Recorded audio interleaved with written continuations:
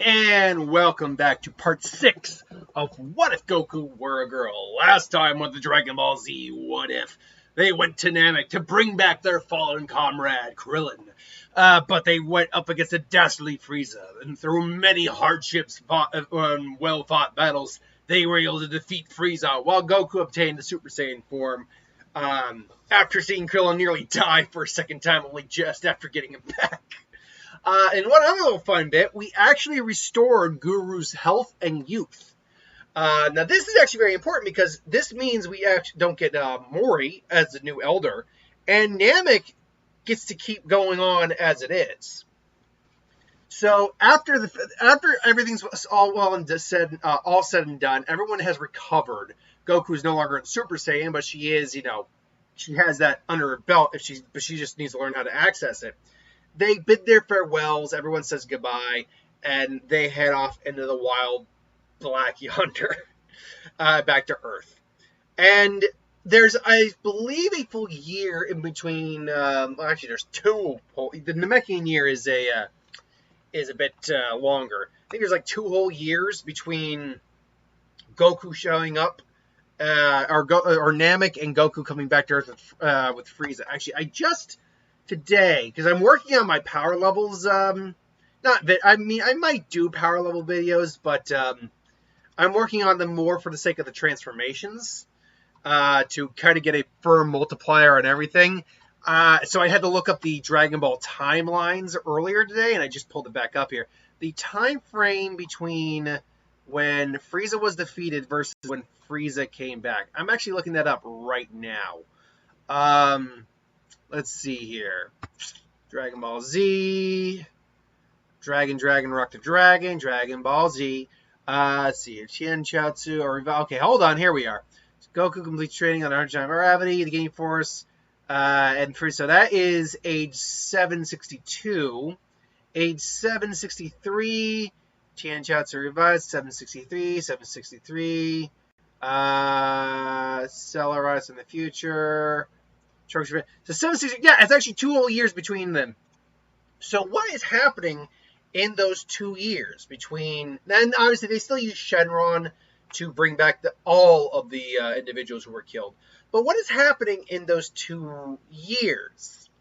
Well, Goku definitely gets down to training, and gets down to training to get her Super Saiyan form down. Vegeta shows up. Obviously, he kind of hangs around for a little while. Basically, because he did help out in the defeating of Frieza, or at least helped out. So, him and Raditz they don't have the death sentence on their head anymore because they did aid in the battle with Frieza. So, it was a common enemy. They showed that they can work with each other. They can work with other people. That said, whenever they're on Earth, they are under strict scrutiny and surveillance by Kami, and Krillin and or Goku will be called in to take them on. Well, Raditz, not so much. Raditz is pretty much, not a big issue at the moment. Vegeta is one of those guys where, they might, it might be needed to deal with him. In terms of where our gang actually stands otherwise, though, Yamcha, as they were gone for the time being, did spend time training probably in the Pendulum Room. Kami did say that there is a hyperbolic time chamber, but it's probably not a good idea, at least not on your own. Maybe wait till someone shows up for that. Going in there together with someone is a lot safer than going in there by themselves. His power hasn't grown drastically as they were only gone for a couple days to a week. Yeah, when you really break it down, that's the thing. When you break it down, and I got the time frame up here right here. Krillin hospitalized Wuka, common spaceship, completes her lessons of making like Krillin, Bulma leave for Namek, Gia lands on planet Frieza, Bulma land on fake Namek, injury, he immediately leaves for Namek.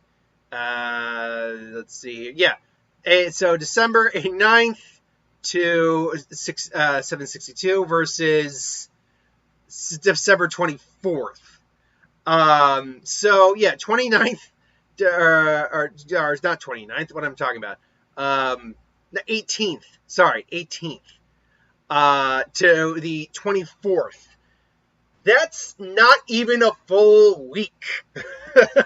So yeah, Yamcha probably has only had maybe a week when you factor in the space travel. Actually, 2 weeks maybe.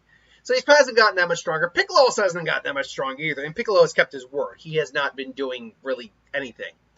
Bulma, though, has been feeling a little neglected by Yamcha because he has been standing on guard to, keep Piccolo in check if need be, as he is the only other person on the planet to fight him at this time. And even though Piccolo is drastically stronger than him, he'd be the only stopgap there is. I mean, Roshi in theory, but that's only with maybe a Mafaba or something like that. So Bulma and his relationship have probably been on the rocks for a little bit. So when Vegeta shows back up, because she didn't meet Vegeta up until Namek, remember, so she never met him when he first showed up. She sees both Vegeta and Raj, and she immediately takes a liking to both of them, thinking they're very attractive.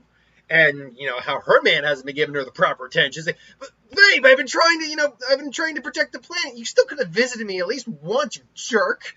You guys need a place to stay? Vegeta and Raz are both like, I mean, I suppose. Sir, thank you. Yeah, no problem. And obviously, Yamcha's a little like, what's going on here? So, first off, who is the father of Trunks? Let's get that out of the way. I still think it's probably Vegeta. Just because he could play Alpha Dog over Radz for a while. And Rad's like, fine, whatever. And he's like, eh. And they would probably, F off into space after a while. Because I'm sure that Bulma probably would be they would still been working on a ship based on, one of the Saiyan Paz designs, like Nappa's design. So, based on that, well, no, they blew that up by accident. Which ship did they base the Capsule Corp ship on? I'm trying to remember. Design-wise, it's based more off the Saiyan Pod. Size-wise, it's based more off a Kami ship. I know they were designing it anyway, they were still probably designing it, so they probably steal that ship and just F off and use the gravity chamber to train in there. Without knowing really what's going on with that. 2 years passing, and yes, I think finally we have established that there is a bouncing baby Gohan around. And I mean baby Gohan. We're talking about infant, like baby Trunks Gohan. And Gohan's still older than Trunks in this timeline. But not by a large margin. Like, probably similar to what Trunks is to Goten. A good couple months. Because in this version, Bulma probably got knocked up by Vegeta before he left, and with Raditz and just go, train in space. So that's a drastic difference here. And yes, Krillin and Goku are very much now, an item. They're parents now. They have a child together. And how is that relationship? That's a good question, because obviously Goku was feeling feelings. Krillin clearly has been in love with Goku for a while now. And Krillin, I think, does a lot to try to make Goku happy, but never trying to, overly do it. He knows Goku well and knows she's not a flowers and chocolates girl. Hell, he brings a giant fish, she'd be like, dinner, I love you. Legit. And Krillin also probably figures out how to cook a little bit, at least because, it would make sense to impress Goku, at least make Goku happy and impress her a little bit, figuring out how to cook basic meals. Not that I don't think Krillin doesn't know how to cook. Pretty sure Krillin does, but yeah, it helps. And there was probably a little bit of a miffed irritation for Goku when she became pregnant, because after a while she was unable to really train effectively. Obviously, being pregnant in the belly and hormones and all that probably made fight. And the hormones, oh god, Super Saiyan with hormones. Whew. Mood swings, all that. You can imagine that was interesting training. Fortunately, being a martial artist, I think she could compose herself. And then childbirth was probably an interesting endeavor. But as soon as Gohan was born, this would be something new for Goku. Feeling the maternal instinct of her child, the love she has for her child. And so it's all well and happy until they sense the incoming of Frieza. Now, this I think would be very interesting, because we know Frieza would still, actually not the incoming of Frieza, but incoming of Frieza's ship, because Frieza's dead. But word would get around enough where I do believe King Cold would eventually find his way to Earth. Now, how would that happen? Well, you hear word passes that Frieza's dead. Frieza's dead. Lord Frieza's dead. I hear he died on Namek. I heard it was people from they weren't even Namekians. Eventually, it reaches King Cold. He's like, "Tell me, who killed my son, my little prince? Tell me, I miss him so. So now, if you'd be so kind as to tell me, how did my son die?" And they eventually two and two get put together. King Cold makes his way to Earth. Now, Krillin and Goku are actually the strongest individuals on the planet. Granted, with a lot of training over the year, Piccolo definitely would increase by bounds, but he has not fused with Nail at all. He can fuse with Kami, but that's different. That's something I'll address when I actually do my my transformation video. I guess is better, detailing all the transformations, what I believe the multipliers are, and all that. That's a video I got in the works because it's paramount for me doing Dragon Ball What Ifs is knowing what transformations are, and what they do. So Goku is Goku being a mother. Being a mother says, keep Gohan with you. I'll go and confront this. We can do this together, but babe, we can do this together. Like, I know, but you're the strongest person besides me on the planet. If something were to happen to me, you're gonna have to protect Gohan. It's like, you don't think you're not. But we both know you'll come back. It's like, yeah, probably, but can't be too safe. It's like, and it's like, all right, I'll take care of Gohan. You kick his ass, and Goku, gives him the sure nod and kisses him on the cheek. He's like, I love you. It's like, I love you too, babe. And so she flies off and confronts the, meets up with Tien and Yamcha and Piccolo and all that. At this point now, power levels, except for, Goku and Krillin, are kind of going to get a little irrelevant. Although there are ways we can rectify a little bit of it, but regardless, they go and they meet up with King Cole's ship. Only as they meet up, Goku sends Trunks show up, and Trunks is obviously there, takes care of King Cold and his men. Now, is this the multiverse Trunks from the series, or this is a different timeline Trunks from this timeline series? Honestly, I still think it's the original Trunks. And the reason I say that is I actually don't think there would be any time traveling involved for a version of this where Goku, a version for this, because I think both Gohan and Trunks both would have Super Saiyan under their belts by the time the androids in their timeline comes. So, and that is an interesting way I could go about this. Do I want to do it where the timeline actually there's no reason for Trunks to show up? Because they do end up being the androids in their timeline. Because ultimately you still have Krillin, who is very strong and would still probably be training. You have Gohan and Trunks, who both survive and go into Super Saiyan, and probably even make use of things like the hyperbolic time chamber before the androids come, and all what Kami has to offer, plus King Kai, offering advice like that. Or do I go the standard route? I think I will go the standard route for this, simply because it will then defeat the entire purpose of everything else. Because Goku would die of natural causes, so they couldn't bring her back with the Dragon Balls because of the heart virus. And everyone else, has either been brought back once, or I'm doing loss here. Has been brought back already once, or is not going to be strong enough to matter in terms of the fight with the androids. Now, fortunately, they also do have the Namekians owe a great debt, so they can use the Namekian Dragon Balls to bring him back. So honestly, either way, people are surviving into the future. So, I was thinking about just going the standard Cell Games route here, or like Cell Android Saga route, but thinking on this more because they've now established a good relationship with the Namekians. Guru is all healthy and going to be around for a lot longer. You know what? I am actually going to change this up a bit. Let's take Trunks out of the equation. Goku shows up and wastes King Cold.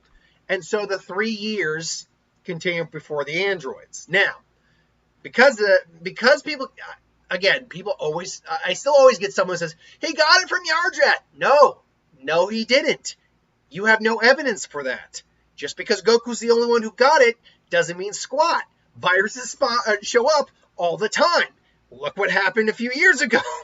So No, he didn't get it from Yardrat. Moving on. Goku gets the virus from Yardrat.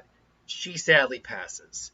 And everyone's mourning. I mean, we're now dealing with like a 3-year-old Gohan. And this Gohan, while still is probably not the same, is definitely not the same as our canon counterpart.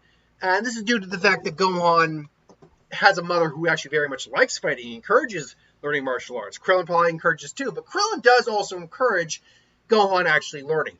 I think the relationship between Goku and Krillin is a lot more balanced because they are both martial artists, both keep training, but also want what's best for their son. So learning to fight while also learning to study, I think the perfect balance is met with this version of Gohan. Now, granted, Gohan's only 3. He's not studying anything at the moment, which, by the way, that was so... I don't understand. Tiger Mom, Chi-Chi's just not my fan. I'm just not a fan. But so they lose their mother, but as they lose their mother, as Goku passes, it's like, we can't, we can't bring him back with the Dragon Balls. It's like, what do you mean, Dad? Your kids, the Dragon Balls don't work if you pass away from natural causes. Go on. It's more like if you die in battle or something along those lines. We can't bring Mom back. And it's like, well, don't.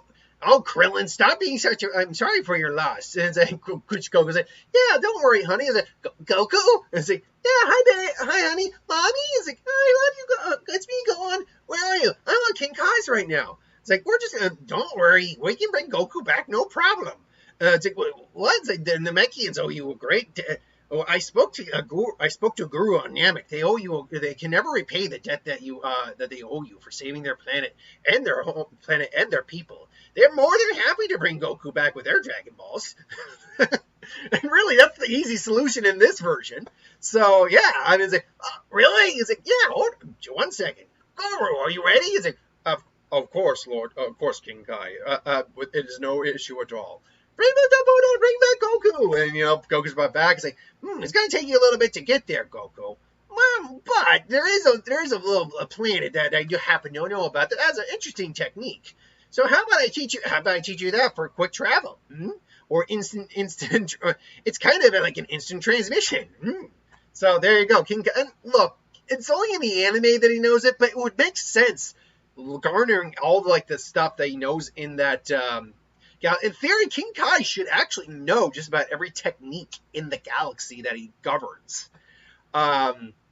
Just because he can view it, study it, and learn it. And we never seen him use the Kamehameha, instant, Solar Flare, Destructo Disc, but there's nothing to say he theoretically can't do it. So, yeah, I like the idea of him teaching Goku instant transmission. So, yeah, okay, so, really great. I'll be home in a little bit.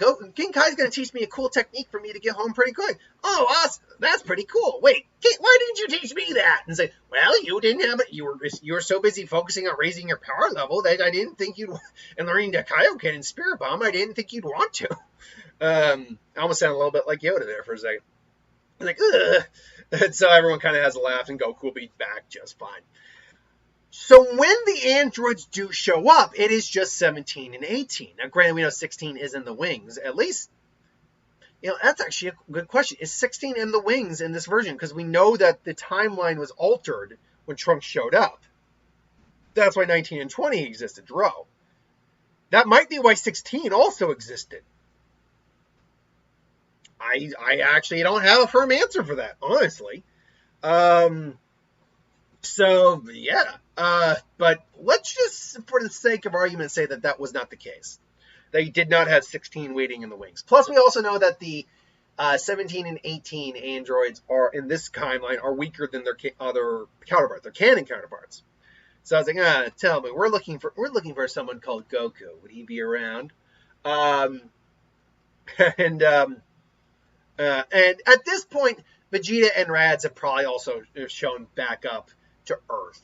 Having been training for a while, hearing about the death of Cold, they needed to confirm it. And Vegeta, and at least Vegeta, probably having unlocked Super Saiyan at this point. So he shows up, wondering what's going on. Bulma berates her baby daddy for not being around. It's like, Daddy. It's like, what? Who are you? It's like, Daddy. It's like, Daddy, you're my son. We'll talk about this later. And for now, For now, I need to know, is it true? Was the father of Frieza, King Cole, defeated? We need to know this. We need to know for certain, Bulma. Is this accurate? Well, yeah, he was killed. Goku, Goku and him went toe to toe, and Goku wasted the floor of them. I see. So that's the way it is. To think I settled for you when I could have easily made her submit. I was like, whoa, settled for me, huh? I tell you this, but she beat your ass when she gets back. Gets back. What happened? Where is she? She died of a heart virus. What? Yeah, but then they wished her back with the Namekian Dragon Ball, so she'll be back any day now. Blast it all. Fine, we'll wait then. And so they're waiting, and ultimately when the androids strike, everyone senses it. And I imagine Gohan probably gets left with like Chi-Chi a lot. Chi-Chi still being a very close friend of everyone, but no longer being a Z fighter at all. Probably like he was more than willing to look after Gohan, so he stays safe. It's like, I gotta go. Now, where is Krillin's Swank right now? Where's Krillin's strength right now? 3 years of training with Goku. I mean, Goku and Krillin's probably never stopped training either. His power, we capped it off at about 4.2 million after Namek. But about 5 years have passed now. Again, power levels aren't going to matter that much in terms of numbers at this point. They're going to matter more in terms of where I think they kind of rank toward with everyone. We know Krillin can pull a Kaioken times 20 off, and here he can do it more easily because he's been able to practice longer. His power level has certainly grown. I will say this, he is probably close to where Piccolo is in the canon timeline. So he could easily take on Gero and 20 if he had to, Gero and 19, going toe-to-toe with them. But the canon 18 and 17, not so much. Now, this version of 18-17, I don't think he can still beat them, but he's a lot more evenly matched here. So when he shows up, Piccolo and the gang show up, they see Vegeta going at Super Saiyan, going toe-to-toe with 17, I think, because 17 is the stronger and he wants a better fight. And he is, unfortunately, it is still clear that 17 is the stronger of the two. But it's not anywhere near as wide of a gap as it was in the original. If Vegeta's here, 70 is probably about there. So if Vegeta, say, is a 5 out of 10, 17 is about an 8 out of 10. So he's a good chunk larger, but Vegeta can still hold his own for a while. 18 would probably be the 7 out of 10. And I would put Krillin right now at close to about a 6 out of 10. So technically, maybe not 6 out of 10. He's probably right around Vegeta's levels. It's like, Vegeta's like, what are you doing? I don't need your help. It's like, don't kid yourself. We both know you can't handle this. We got to wait for Goku. I do not care. I do not need to rely on Kakarot. It's like, well, guess what? She's going to have a say about that one way or another. So you can either hold out and let her enter the battle, or I can step aside and let you die. It's like, okay, you have a lot of nerve, Monk. And Krillin immediately pumps up to a Kaioken times 10, which, him and Vegeta are roughly about, equal at times 20. And Vegeta knows he can go higher. It's like, you really want to talk, or you want to fight? And it's like, you may be annoying. You may be annoying, Monk, but you have my respect. All right, let's do this. And they basically go charge. So 18 now gets into the fray, and Krillin and 18 are going toe-to-toe. Now, Krillin still can acknowledge 18 is very attractive, but he's married to Goku now. It's like no, I gotta admit, you're pretty cute strong for a short, cute guy. It's like, yeah, sorry, I already got a lit girl, and I'm faithful to the women I date. Oh, what if I... Girl, girl, that wouldn't be Goku, would it? What if I just killed her? Then maybe we could go out? It's like, yeah. And the Twitch Krillin immediately just pumps up the Kaioken times 20. And I even think he might be able to push it a little farther, although that's going to really F him up. Times 20 is pretty harsh on him, but it's not as bad as it is on Namek, because 5 years worth of training. He can at least maintain it. He knows it's going to tire him out, but he can at least maintain it for a little bit. Especially in short bursts. I'm going to tell you this once. Never threaten my wife. And then Kaioken times 20. Kaio what? And then boom, he just cracks her straight in the jaw. And now she is actually on the back foot a little bit, because he's now just going straight in on it. In 17 minutes, he's like, hey, you want to swap, sis? Like, yeah, sure. Unfortunately, why are all the cute ones guys we have to kill? And then she just starts to beat the crap out of Vegeta, and he starts beating the crap out of Krillin. Now, because Vegeta and Krillin are equal, you might think, well, Vegeta might be able to handle himself against 18 a lot more effectively. Unfortunately, he's been fighting 17 the whole time, so he's pretty tired out. As the fight starts to roll down, they're both just like, you got anything left in there? Don't question my abilities. Look, it's not about pride. I legitimately need to know. I maybe have one more attack in me. What about you? I can probably pump the Kaioken up all the way and do one Kamehameha, but that's it. And, where's your woman? Where's Kakarot? Come on, babe, hurry. Times 20. And he just pushes it as best he can. 5. And his muscles start to bulge. He can feel his muscles are ripping. Just, Kamehameha. Vegeta goes all out. Get it gone! Fire! And they both, and the androids see it. They're like, and somebody's like, oh, crap ass, get behind me. He does the sphere, the dome, which we know can be broken. And they're there, and they're mostly unscathed. The sphere did crack a bit. And they're just, well, that was interesting. But unfortunately, not good enough. And they both basically are about to get wasted. They're like just hovering in there, just crap. Thomas Hall. Well, so long. It looks like Goku's not here, and they're both about to fire the energy blast. All of a sudden, they see a form as the energy blast comes. They see a form and just boom, blast somebody. Like, you don't hurt my friend, my rival, or my husband. You want me? Here I am. Like, how the hell did she do that? And there stands Goku, fully healed up because the heart virus isn't a thing now because she's healed up and ready to go. So that is where part 6 is going to end. I actually like doing an alternate timeline story for a change. Normally I do kind of stick with it. One of my viewers does comment that I'm a bit of a conservativist? Conservative? I don't know exactly, or conservative? I don't know exactly what the term was, but basically as far as the stories go, I don't generally, from a storytelling standpoint, don't generally deviate from the canon story plots all that much. And that's because at that point, if I do that, I do that, I might as well be just doing fan fiction at that point. But I will do it when it makes sense. For me, that's the reason I stick to the canon story arcs and just deal with what the changes to those stories would be because of the what if, and then go from there. Because if I don't do that and just say, here's a perfect example. When someone asks for a what if suggestion, it's one thing. Like, what if Goku was a girl?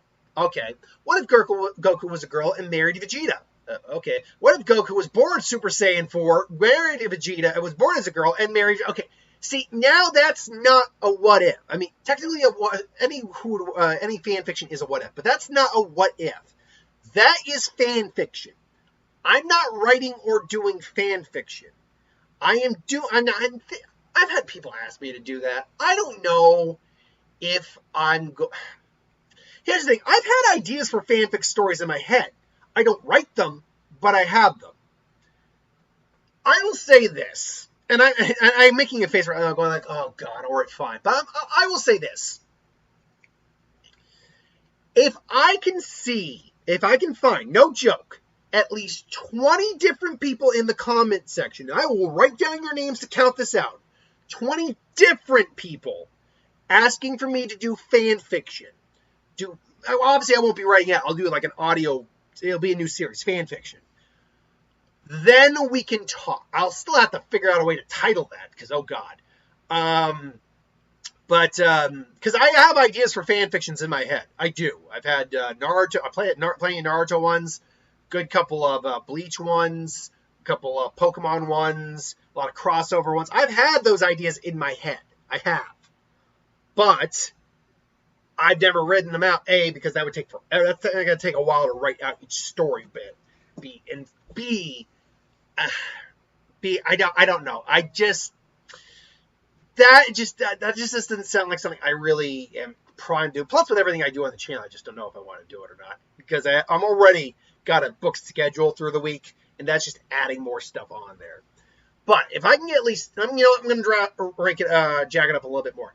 25 people who want me to do fan fiction videos, I will do that. But, and I mean write it, not read it, write it, and do it and do everything I do. But that's only if I can get at least 25 people. And you might not think that's a lot. You might say that's nothing. That's a lot more than you might think. I might have, and I'm not bragging, I'm legitimately saying this, I might have over 10,600 subscribers, which thank you to everyone who has subscribed over the years. I really mean that. Absolutely. I am just a small, know-nothing YouTube channel in the broad scope of things. But the fact that so many people enjoy my content, I really enjoy it. I really appreciate it. And I admire all of that. But anyway, yeah. But you'd be surprised how much 25 people really is in the broad scope of different people wanting that. Especially in the YouTube spectrum, especially when I'm talking about a series that has gotten at most 900 and something views on one of the videos. But I digress. Let's move on. Thanks for watching. Hope you enjoyed. I'll see you next time. Have a good one.